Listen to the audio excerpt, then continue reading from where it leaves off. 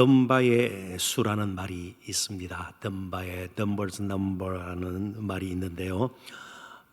영국 옥스퍼드 대학, 아주 유명한 대학이죠. 그 대학의 인류학자이자 진화 심리학자인 로빈 덤바 교수가 주장한 내용으로부터 유래된 용어입니다. 그가 무슨 주장을 했는가 하면, 한 사람이 안정적으로 친밀하게 인격적인 관계를 유지할 수 있는 친구의 최대 수가 150명. 학자로서 이렇게 연구 결과를 내놓고 주장을 한 것입니다. 최대수로 150명을 든 그 주장으로부터 유래된 용어입니다. 그러니까 덤바의 수는 150이 되겠죠.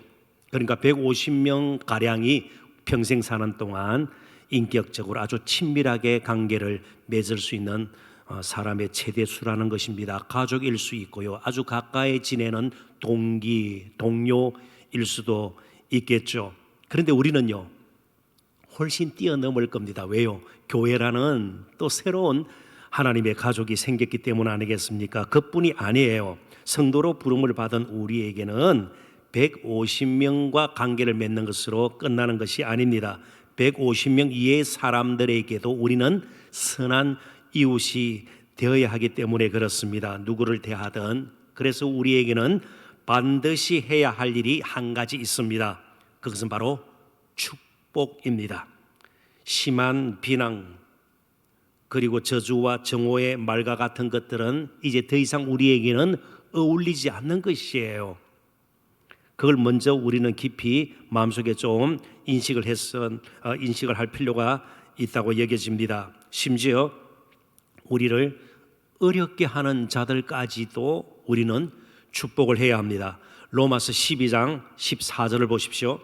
너희를 박해하는 자를 축복하라. 축복하고 저주하지 말라. 이제 축복은 우리의 선택이 아니라 소명입니다. 우리는 축복하도록 부름을 받은 사람들입니다. 그런데 이 축복은 우리가 높은 자리에 있기 때문에 좀 낮은 자리에 있는 사람 축복해주고, 우리가 많이 가졌기 때문에 좀 덜 가진 사람, 가난한 사람들을 축복하고, 우리가 힘이 있기 때문에 연약한 사람들을 축복하고, 이런 문제가 아닙니다. 우리가 어떤 위치나 자리에 있는가, 신분이 무엇인가, 우리의 소유, 우리 자신의 능력과는 무관한 것이에요. 왜냐하면 축복은 믿음의 영역에 속한 것이고 은혜로 말미암는 것이기 때문입니다. 우리가 정말 예수 그리스도의 그 복음 안에서 은혜를 받고 또 능력을 받기 때문에 우리가 다른 사람을 축복할 수가 있는 것입니다. 그래서 우리가 누려야 할 은혜 가운데 빼놓을 수 없는 것이 다른 사람을 축복할 수 있는 은혜입니다. 가진 것이 많고 적고, 배운 것이 많고 적고, 어떤 높은 자리에 있는가 낮은 자리에 있는가는 무관하다는 것, 이 꼭 기억을 하셨으면 좋겠습니다. 그래서 오늘 나눌 말씀의 주제는 축복의 은혜입니다. 자, 사도 바울이 다른 사람에 비해서 훨씬 물질적으로 부유했습니까? 훨씬 사회적으로 높은 신분의 사람이었습니까? 결코 아니에요. 오히려 육신도 연약했고요, 여러 가지 모양으로 그런 어려운 가운데 처한 그런 사도였습니다. 지금도 이 빌립보서를 보내는 동안 로마의 감옥에 갇혀 있는, 그렇다면 그냥 쉽게 표현하면 죄수의 몸으로 있는 것입니다. 그럼에도 불구하고 그는 축복의 은혜를 누렸고 축복의 능력을 가지고 마음껏 축복할 수가 있었던 것입니다. 결코 잊을 수 없는 소중한 복음의 동력자들이었던 빌립보 교회 성도들을 그는 마음껏 축복하기를 원했습니다. 그래서 빌립보서는 정말 따뜻하게 끝을 맺습니다. 그의 마지막 인사, 이 축복의 내용들은 피상적이거나 상투적인 것이 결코 아닙니다. 그의 마음에서 우러나오는 것이죠. 그런데 이 세상은 어때요? 이전에도 그랬고요, 지금도 마찬가지 아닙니까? 저주와 악담, 분열과 불신, 그리고 냉소와 무시로 가득 차 있습니다. 이런 가운데 과연 누가 축복하는 자로 설 것인가 말이죠. 하나님께서는 저와 여러분을 축복하는 자로 불러주셨습니다. 그러니까 축복의 은혜를 받아야죠. 축복할 수 있는 은혜를 계속해서 우리가 먼저 누리고, 그리고 그 은혜 가운데서 축복하는 자로 살아야 되죠. 그래서 우리가 흔히 기도하는 축복의 통로가 되게 하소서, 정말 축복하는 자로 살아가야 할 것입니다. 축복의 영성이 우리 가운데서 먼저 회복이 되어야 할 것입니다. 그래서 오늘 본문을 좀 더 깊이 살펴보면서 이 축복의 은혜라는 주제를 가지고 말씀의 은혜를 또 나누었으면 좋겠습니다. 첫 번째는 거룩한 제사입니다. 우리가 축복하고 섬기고 나누고 베푸는 이 모든 것들이 하나님과 연결이 되어 있는 겁니다. 우리끼리만의 일이 결코 아니라는 것이죠. 18절을 제가 읽어보겠습니다. 내게는 모든 것이 있고 또 풍부한지라. 이 말은 사도 바울에게는요, 전혀 부족한 것이 없다는 말이 아닙니다. 모든 것이 있다는 말은 빌립보교의 성도들, 당신들이 보내준 것을 다 받았으니 그런 뜻이에요. 입금이 완료된 상태, 그런 뜻입니다. 내게는 모든 것이 있고, 참 필요가 있었는데 에바브로 디도를 통해서 이어지는 말씀 아니겠습니까? 선교 후원금을 보내주어서 이제는 풍부한지라. 에바브로 디도 편에 너희가 준 것을 받음으로 내가 풍족하니. 다시 반복이 되는 셈이죠. 이는 받으실 만한 향기로운 제물이요 하나님을 기쁘시게 한 것이라. 20절도 보겠습니다. 하나님 곧 우리 아버지께 세세 무궁하도록 영광을 돌릴지어다. 아멘. 인사말들 가운데 또 서로를 위해서 축복하고 문안하고 이런 가운데서도 하나님의 영광을 생각을 하죠. 바울은 빌립보 교회 성도들이 보낸 선교 후원금이 얼마나 아름답고 소중한지를 제사 용어를 3번 사용하면서 강조를 하고 있습니다. 오늘 우리 한글 번역 성경에는 받으실 만한 향기로운 제물이여 하나님을 기쁘시게 한 것이라 이렇게 되어 있습니다만은 각각 세계가 헬라어 원문 성경에는 따로 이렇게 언급이 됩니다. 무슨 말인가 하면 향기로운 제물, 받으실 만한 것, 하나님께서 기뻐하시는 제물, 이런 식이에요. 그러니까 향기로운 제물, 받으실 만한 제물, 하나님께서 기뻐하시는 제물, 이것이 바로 빌립보의 성도들의 선교 후원금이라는 뜻입니다. 아무튼 하나님은 무조건 제물을 받으시는 분이 아닙니다. 아벨의 제물은 받으셨지만 가인의 제물은 받지 않았습니다. 믿음으로 드리는 제물을 받으신 것이죠. 믿음으로 드리는 예물은 정말 향기롭고 하나님을 기쁘시게 하는 것입니다. 그래서 제가 구약 성경 한 구절을 먼저 인용을 하도록 하겠습니다. 출애굽기 29장 18절입니다. 제사 내용인데요, 이 제사는 제사장 위임식 때 드린 제사의 일부입니다. 제사장 위임식, 그걸 한번 먼저 배경으로 그림을 마음속에 그리면 좋겠습니다. 그 숙양 전부를 제단 위에 불사르라. 이는 여호와께 드리는 번제요, 이는 향기로운 냄새니 여호와께 드리는 화제니라. 향기로운 냄새로 드리는 제사 제물이에요. 자, 제사장으로 부름받은 자의 위임식 때 드리는 제사입니다. 그런데 한번 생각해 보십시오. 숙양 자체의 기름 혹은 그 드리는 제물에서 이제 태울 때 나는 냄새, 이거에 하나님 흠뻑 젖어서 거기에 좀 죄송합니다만은 정신을 잃고 하나님께서 그러실까요? 아니요. 그것은 하나의 드려지는 형식상의 제물일 따름이고요. 더 중요한 것은요, 제사장에게서 제일 중요한 것이 무엇입니까? 제사장으로 앞으로 거룩한 길을 가고자 하는 소명의식 아니겠습니까? 소명감 아니겠습니까? 지금 위임식이니까요. 부름받은 자의 그런 결단의 마음 아니겠습니까? 헌신의 결단 말이죠. 나 같은 사람을 제사장으로 임명해 주었으니, 세워 주었으니 이제 앞으로 정말 거룩한 제사장의 길을 가고자, 이런 마음이 더 중요한 거 아니겠어요? 하나님 무엇을 보겠습니까? 숙양 자체, 이게 번제로 드려지는, 그리고 냄새나는 것, 그것에 하나님께서 막 너무 기뻐하시고, 물론 그것 자체가 필요 없다는 뜻은 아니에요. 수양 제물 자체보다는 제사장으로 위임받는 사람의 마음 아니겠습니까? 그렇습니다. 지금 빌립보 교회 성도들 드리는 선교 후원, 그 액수의 사도 바울도 정신을 잃고 하나님도 무조건 그것을 기뻐하시고 그건 아니다 이 말이죠. 그래서 한 구절을 제가 구약 성경에서 더 인용을 해서 좀 설명을 드리고자 합니다. 에스겔서 20장 41절이에요. 내가 너희를 인도하여 여러 나라 가운데에서 나오게 하고 너희가 흩어진 여러 민족 가운데에서 모아낼 때에 내가 너희를 무엇으로 바꾸요? 향기로 바꾸. 너희를 향기로 받고 내가 또 너희로 말미암아 내 거룩함을 여러 나라의 목전에서 나타낼 것이며 결국에는 짐승으로 드리는 제사가 아니라 이스라엘의 남은 자들, 끝까지 하나님의 신실하신 약속을 붙들고 믿음을 지킨 자들, 소위 이스라엘 그 남은 자들 말이죠.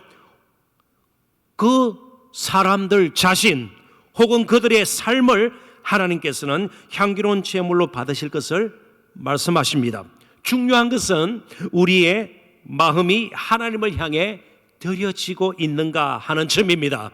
지금 예배를 드리면서도 우리의 마음이 딴 데 가 있을 수가 있다는 것이죠. 온갖 잡념으로 우리의 마음이 뒤수중할 수도 있다는 것이죠. 심지어 정말 함께 기도하는 가운데서도 염려 근심이 우리를 짓누를 수도 있다는 것이죠. 우리가 무엇을 하든 그것이 하나님을 향한 헌금이든 그리고 교회를 위한 또 다른 지체를 위한 아니 이웃을 위한 섬김이든 동기와 목적이 순수하지 않으면 아무리 겉보기에는 괜찮은 것이라 할지라도 그 헌신, 그 봉사 그리고 제물은 하나님께서 받으실 만한 기뻐하시는 향기로운 제물이 안 될 수도 있다는 것 우리는 겸허하게 받아들여야 합니다. 여인들의 향유 부으심을 예수님은 그토록 기뻐하셨습니다. 향유가 값비싼 것이기 때문에 그랬을까요? 결코 그렇지 않습니다. 향유 옥합을 깨뜨리는 바로 그 여인들의 순수한 마음, 아름다운 마음을 예수님은 보셨기 때문입니다. 가난한 과부가 둘렙돈 드린 것 역시 예수님께서는 아주 가치 있는 행위로 판단하지 않았습니까? 값비쌌기 때문에 향유를 드렸기 때문에 그게 아니단 말이죠. 마음을 예수님께서는 보신 것입니다. 자, 그렇다면 이제 우리는요, 우리의 마음은 수시로 바뀌지 않아요. 그리고 우리가 드리는 것들이 항상 온전한가요? 아니요. 자, 그렇다면 어떻게 우리가 향기로운 제물이 될 수 있을까요? 그래서 제가 먼저 한 가지 좀 예를 들고 이 부분에 대해서 성경 말씀을 연결시켜서 설명을 드리고 제가 좀 강조하고자 하는 한 가지 점을 여러분들과 나누기를 원해요. 우리나라 여권 대단한 능력을 가지고 있습니다. 최근에 지난 11일 발표된 2022 헨리 여권 지수 이 단체에서 매년 각 나라에 여권을 가지고 갈 수 있는 나라가 몇 나라가 되는가 그런 것을 조사를 해요. 2006년부터 시작이 되었는데요. 190 나라가 조사 대상국입니다. 그 나라 가운데 우리나라 여권을 가지고 있으면 비자 없이 무비자로 뭐 이렇게 갈 수 있도록 신청서를 내고 허가를 받고 그럴 필요 없이 199나라 가운데 190나라를 우리 여권만 가지고 들어갈 수 있어요. 이 독일과 더불어서 이 수치는 세계 2위에 해당되는 겁니다. 1위는 일본과 싱가포르예요. 몇 나라 차이 나지 않아요. 그러니까 웬만한 선진국보다도 우리나라 여권, 선진나라 여권보다 우리나라 여권이 힘이 있는 거예요. 그렇지만 아무리 우리 여권의 힘이 세다 할지라도 그것을 가지고 하나님 나라 천국에는 들어갈 수가 없습니다. 우리가 하나님께 나아갈 수 있게 된 것을 대수롭게 여겨서는 안 됨을 우리가 마음속 깊이 새기고자 제가 여권 이야기를 잠시 한 것입니다. 우리에게 또 다른 온전한 향기로운 제물이 먼저 드려졌기 때문에 그 제물에 우리가 함께 붙어서 우리가 드리는 기도도 예배도 성김도 향기로운 것으로 하나님께서 받아주시는 것이에요. 먼저 드려진 그 향기로운 제사가 어떤 제사인가? 에베소서 5장 2절이 우리에게 잘 나타내주고 있습니다. 그리스도께서 너희를 사랑하신 것 같이 너희도 사랑 가운데서 행하라. 그는 우리를 위하여 자신을 버리사 향기로운 제물과 희생 제물로 하나님께 드리셨느니라. 하나님께서 받으신 가장 온전한 제사, 전혀 틈이 없고 흠이 없는 온전한 제사, 그 제사는 바로 예수 그리스도께서 몸으로, 자신의 몸으로 생명을 내어놓으신 제사, 그것이 바로 희생 제물, 향기로운 제물로 드려졌습니다. 그래서 이제도 우리는 주 안에서 우리의 성김, 헌금, 예배가 하나님께 향기로운 제물로 드려질 수가 있는 것입니다. 주 안에서, 이 말이 그토록 중요한 거예요. 거룩한 제사가 될 수 있는 것은요, 짐승으로 드리는 제사가 아닌 바로 우리의 예배나 성김이 아름답게 하나님께 향기로운 제물로 받아질 수 있는 것은 먼저 예수님께서 향기로운 제물이 되셨고 희생 제물이 되셨기 때문입니다. 자, 그렇다면 이제 크게 우리에게는 실제로 해야 될 주 안에서의 거룩한 두 가지의 제사가 있습니다. 그것이 히브리서 13장 15절 16절이 가르쳐 주는 것이에요. 두 가지의 제사예요. 그러므로 우리는 예수로 말미암아, 이 주 안에서예요, 항상 찬송의 제사를 드리자. 첫 번째가 어떤 제사예요? 찬송의 제사예요. 그게 좀 예배, 공적인 예배일 수도 있겠고요, 가정 예배일 수도 있을 거예요. 항상 찬송의 제사를 하나님께 드리자. 이는 그 이름을 증언하는 입술의 열매니라. 예수 그리스도의 이름으로 드려지는, 정말 그 은혜에 감사하면서 드려지는, 하나님의 사랑을 정말 마음속에 새기고 감사하면서 드려지는 입술의 열매, 입으로 드리는 우리 찬송, 고백, 기도, 이런 것들이에요. 또 제 입을 통해서 들려지는 말씀을 함께 나누면서 드려지는 이 예배, 이런 것들이 먼저 첫 번째 드려져야 할 제사예요. 그런데 그 제사를 여기서 멈춰서는 안 돼요. 이어지는 제사가 있습니다. 오직 선을 행함과 서로 나눠주기를 잊지 말라. 하나님은 이 같은 제사를 기뻐하시느니라. 생활 가운데 드려지는 제사예요. 생활 예배예요.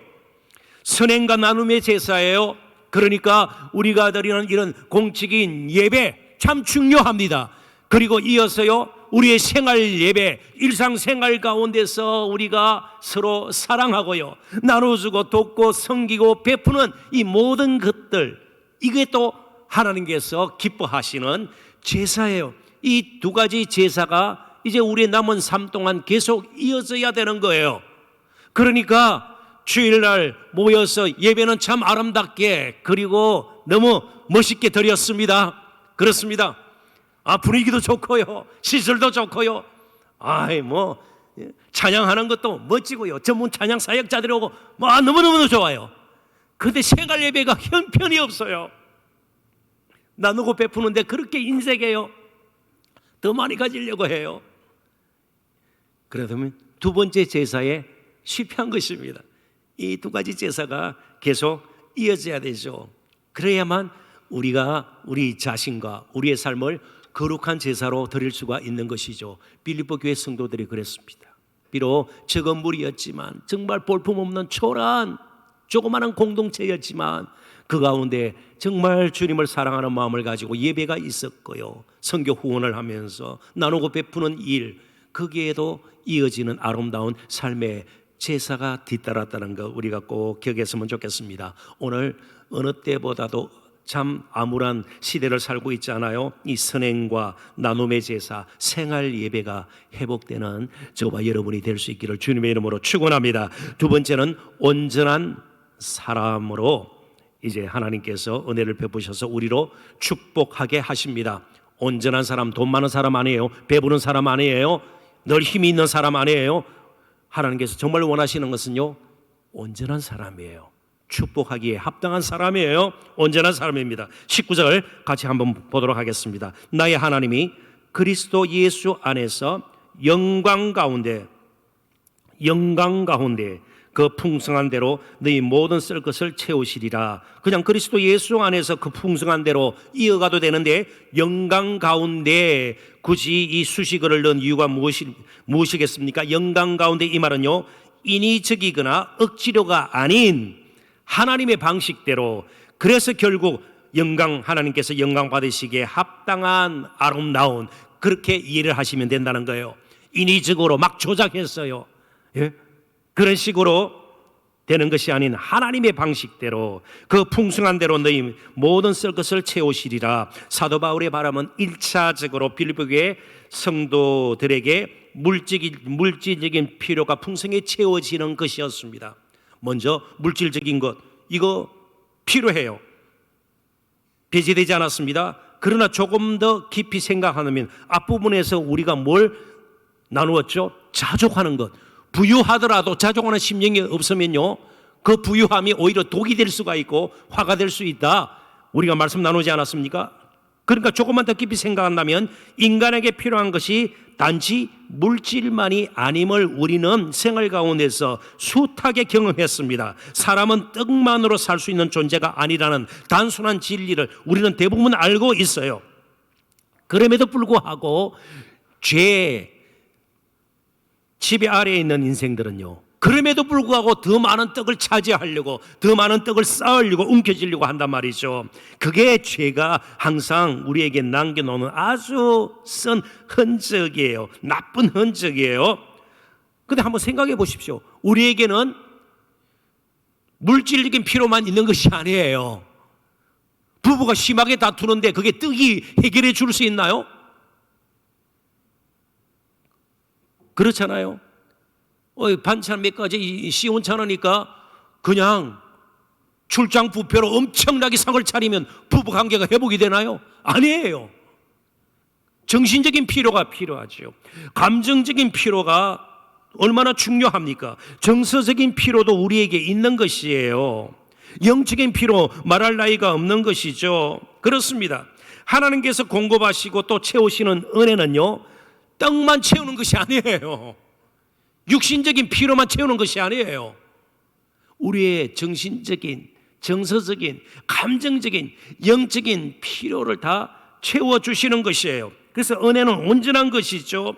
그래서 우리가 받는 은혜는 온전한 사람이 되어서 축복하는 자리까지 나가게 만드는 은혜예요. 요한 3서 1절부터 4절을 읽고 제가 이 부분을 좀 더 깊이 여러분들하고 나누기를 원합니다. 장로인 나 사도 요한이에요. 사도 요한은 사랑하는 가이오, 이름을 보니까 신자인데 이방인의 이름이에요. 유대식 이름이 아니에요. 가이오, 곧 내가 참으로 사랑하는 자에게 편지하노라. 사랑하는 자여, 뭐 가이오만 생각하면 막 사랑이 막 가는 거예요. 사도 요한에게 말이죠. 사랑하는 자에게, 사랑하는 자여, 사랑하는 가이오. 이 가이오가 도대체 어떤 인물이기에 사도 요한의 마음을 이렇게 가득 채우는, 사랑으로 가득 채우는 사람이냐 말이죠. 내 영혼이 잘된 같이 내가 범사에 잘되고 강건하기를 내가 간구하노라. 형제들이 와서 내게 있는 진리를 증언하되 내가 진리 안에서 행한다 하니, 그러니까 가이오가 진리 안에서 행한다는 그 사실을 사도 요한이 알게 되었습니다. 전해주는 사람을 통해서 알게 되었습니다. 내가 진리 안에서 행한다 하니 내가 심히 기뻐하노라. 내가 내 자녀들이 진리 안에서 행한다 함을 듣는 것보다 더 기쁜 일이 없도다. 사도 요한의 그 기쁨, 넘치는 기쁨, 사도 요한이 그렇게 사랑스러울 수밖에 없는 것은요, 가요라는 성도가 말씀대로 살고 있다는 소식을 접한 데서 왔습니다. 이어지는 말씀을 보면 진리 안에서 행한다, 이게 무엇인가 구체적인 내용이 실려 있는데요, 바로 이어지는 말씀을 우리가 참조하면 나그네를 아주 잘 섬겼습니다. 여기 나그네는 1차적으로 순회 전도자들이에요. 그러니까 일정한 보수가 없이 이렇게 곳곳을 다니면서 말씀을 전하는 순회 전도자, 그들을 잘 섬기고, 그리고 또 그 외에 필요한 여러 가지 사역들을 위해서 그가 나누고 베푸는 일, 아마 이방인 신자로서 유대인 또 가난한 사람들, 차별하지 않고 정말 믿음 안에서 이렇게 새롭게 가지게 된 신분을 가지고 또 섬겼을지도 몰라요. 그래서 요한은 가룟유가 계속 진리 안에서 행하도록 말씀대로 살도록 먼저 그의 영혼이 잘된 같이 그렇게 해왔는데 앞으로도 잘 되기를 원하고 그런 일을 계속 잘 감당할 수 있도록 육신의 건강도 허락하시고 범사에 잘 되기를 간구하고 있습니다. 모든 일이 잘 풀리도록요. 그러니까 혼자 잘 먹고 잘 살아가 아니에요. 결국은 뭐예요? 영혼이 잘된 같이 진리 안에서 행하도록, 그러니까 영적인 필요가 먼저 채워져야죠. 자족하는 마음이 있어야 되고요. 축복하는 은혜가 필요한 걸 사도 바울이 빌립보 교회 성도들에게도 필요했던 것처럼 사도 요한이 볼 때도 가룟유에게 계속 이런 축복하는 그런 은혜가 필요하다는 것을 알고 그렇게 기도를 하게 된 것입니다. 자, 그렇다면 중요한 것이 무엇입니까? 영혼이 잘 되는 것이 먼저예요. 진리에서 행하는 것이 우선 되어야 합니다. 그런데 난데없이 물질적으로 계속 하나님께서 복을 많이 주셔서 부자가 되고 이건 아니에요. 이건 그리스도인이 첫 번째 구할 것이 아니에요. 정말 우리가 구해야 될 것은 온전한 사람이 되는 겁니다. 영적으로 균형 잡히고요. 그리고 또 필요한 대로 하나님께서 물질적으로도 주셔서 잘 나누고 베풀 수 있도록 그 일을 계속 좀 지속적으로 감당할 수 있도록 건강도 허락하시면 오랫동안 그 일을 할 수가 있겠죠. 건강이 좋지 못하면 거기서 멈추면 되는 겁니다. 건강도 물질도 주시는 은혜 가운데서 되는 것이죠. 축복의 은혜를 받아야 우리가 축복할 수가 있는 것입니다. 우리가 서로를 위해서 기도할 때마다 온전한 사람이 되도록 기도하는 것이 그래서 꼭 필요한 것입니다. 로또의 저주라는 말 들어보셨습니다. 로또의 저주, 로또 이 복권 말이죠. 로또 복권 당첨금을 많이 받은 사람들이 대체적으로 오히려 불행해진다. 다 그런 것은 아니겠죠. 한꺼번에 막 돈이 쥐어지니까요, 가정이 무너지기도 하고요, 막 이혼이 막 생겨나고요, 아이들도 삐뚤어지고요, 그리고 무리하게 막 전혀 경험도 없는데 막 옆에 사람들이 부추길 거 아니에요. 이쪽으로 투자하면 된다. 그러다가 빚더미에 앉아서 스스로 극단적인 선택을 하는 사람들도 있는 거예요. 로또의 저주라고 그런 거예요. 복권이 우리를 실제로 복된 사람으로 만들지는 않아요. 조금 생각지도 못했는 돈이 많아질 따름입니다. 그런데 복음은요, 아니에요. 복권 탄 사람은요, 그리고 공적으로도 신분을 밝히지 않아요. 워낙 달라붙는 사람들이 많긴 해요. 그런데 복음은요, 공적으로 오히려 노출돼야 돼요.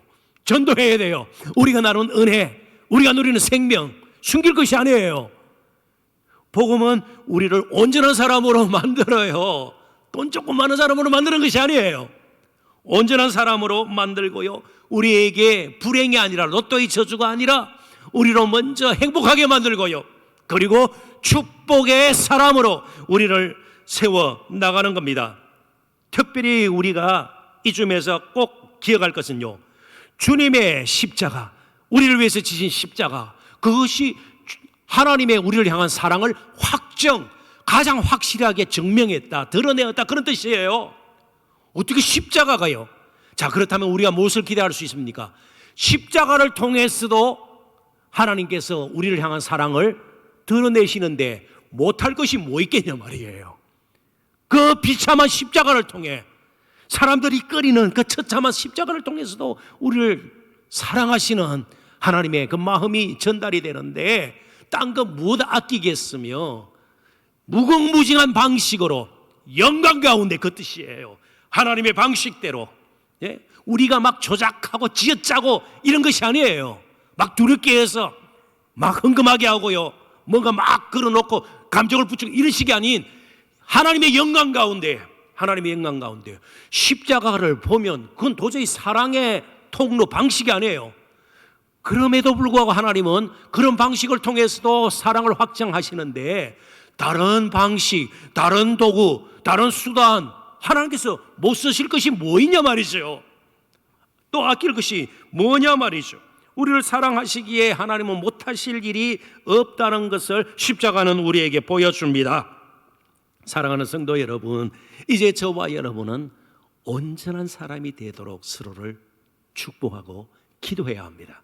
온전한 사람이 되도록요, 주님을 닮은 사람이 되는 것, 이게 주님께서 가장 원하시는 것입니다. 자신의 안녕과 행복만을 위해서 그렇게 헛된 시간을 계속 보내면서 사는 인생이 아니라 자신에게 주어진 십자가를 제대로 지는 사람이 되는 것, 주님께서는 그렇게 원하십니다. 이제 말씀을 조금 정리하고 마지막 주제를 다루도록 하겠습니다. 자, 그렇다면 물 위를 걷는 것만이 기적이 아니라 이 땅 위에서 제대로 바르게 걷는 것도 기적입니다. 이게 무슨 말입니까? 물 위를 걷는 것은 기적이고 날마다 우리가 땅 위를, 아니요, 땅 위를 제대로 걷는 것, 바르게 걷는 것, 이게 기적이에요. 정말 형편없이 살던 우리가 그나마 이렇게 예배 자리에 나와서 주님께서 베풀어 주신 은혜에 감사하고 찬양하고요, 입술에 열매 모아 찬송의 제사를 드리고 여러 잘못을 회개하며 또 헌신의 결단을 하는 것, 더 나아가서 원수까지 사랑하고 저주하는 자를 축복하는, 그리고 얼마 되지 않는 것을 가지고 있다 할지라도 나누고 베푸는, 돕는 일에 자신을 내어놓을 수 있는, 이게 기적이죠. 그러니까 물 위를 걷는 것만 기적이 아니라 땅 위를 정말 땅 위를 제대로 바르게 거룩하게 걷는 것도 기적입니다.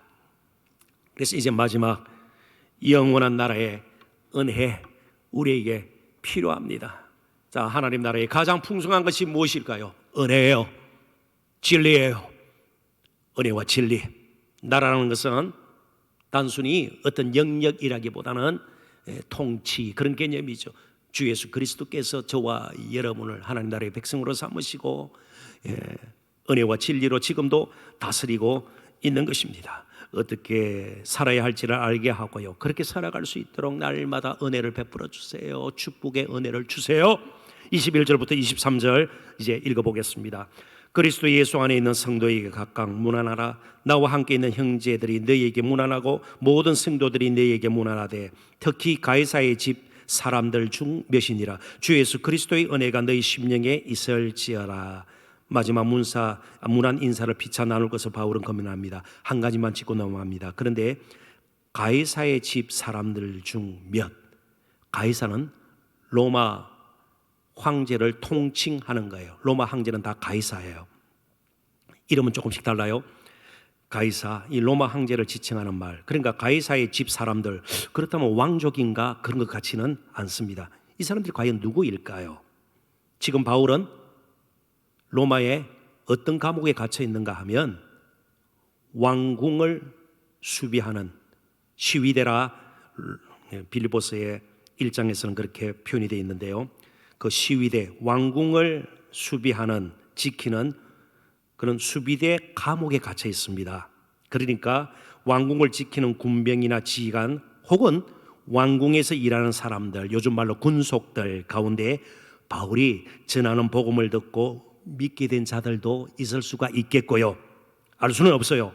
혹은 바울이 로마에 도착하기 전 이미 예수를 믿은 왕궁에서 일하는 사람, 심지어 왕족 가운데 한 사람일 수도 있죠. 알 수는 없지만 그렇게 완전히 신분이 다른 사람 가도 지금 예수 그리스도 안에서, 복음 안에서 한 형제가 되어 서로 피차 문안하는 데 이르게 되었다는 겁니다. 복음의 은혜와 능력이 미치지 않는 곳은 없음을 우리는 빌립보서 마지막 부분을 통해서 보게 됩니다. 로마 황제 가이사의 왕궁은 무너졌지만 하나님의 나라는 지금도 흥황하여 가고 있습니다.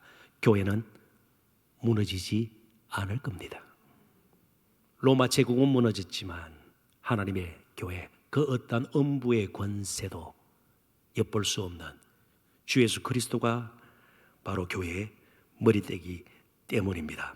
사도 바울과 그의 동역자들, 가이사 집 사람들 중 몇, 그리고 로마의 성도들, 빌립보교의 성도들, 그들은 모두가 인종과 신분 그리고 하는 사역은 각기 달랐지만 복음 안에서, 그 복음의 은혜 안에서 하나 된 형제들이었습니다. 말씀을 맺습니다. 기독교는 서양 종교가 아닙니다. 기독교는 서양 종교가 아닙니다. 우리 재래 종교, 어떤 특정 종교가 막 그렇게 주장하는 경우도 있습니다. 아니에요. 복음 안에서 모든 민족의 종교입니다.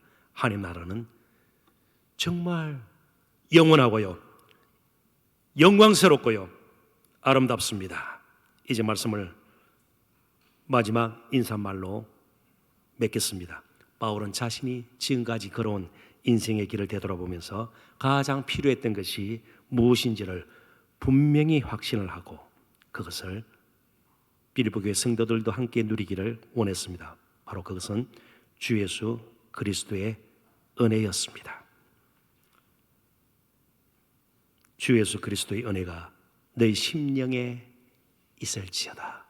오늘 어렵고 힘든, 다시 코로나가 5차 확산 조짐을 보이고 시작될 것 같은데, 여러 가지 어려움, 고통 가운데 하루하루를 보내고 있는 저와 여러분에게 주 예수 그리스도의 은혜가 넘치기를 축원합니다.